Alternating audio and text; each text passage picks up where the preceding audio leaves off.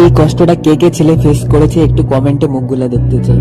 ছেলেটা মেয়েটাকে খুব ভালোবাসতো, এতটাই ভালোবাসতো যে সে কখনো তাকে হারাতেই চায়নি। সে চেয়েছিল তাকে বউ বানাতে, আর মেয়েটাও কসম দিয়েছিল মা বাবার যে আমি তোমাকে কখনো ছেড়ে যাব না। কিন্তু অবশেষে তার ফ্যামিলির কথা মতো সে বিয়েতে রাজি হয়ে গেল। ছেলেটার কথা একবার ভাবলো না। সে যে কসম দিয়েছিল যে আমরা কখনো ছেড়ে যাব না, কিন্তু এখন মেয়েটা আলাদা হয়ে যাচ্ছে।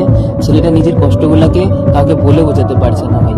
একা রুমে এতটা কান্না করছে যে সে কাউকে বলতেই পারছে না।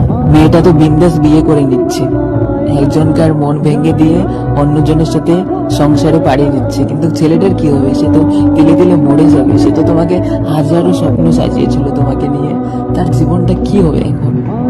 একটা কথা বলি বোন, কোনো ছেলেকে সারা জীবন ভালো না বাসতে পারলে প্লিজ তাকে ভালোবাসার কথা বলবে না। আর হ্যাঁ বোন, কোনো ছেলেকে যদি সারা জীবন ভালো না বাসতে পারো তাহলে প্লিজ মিথ্যা কসম দিও না, মা বাবার কসম দিও না, কোরআনের কসম খেও না যে আমি তোমাকে ভালোবাসি, আমি তোমাকেই বিয়ে করবো।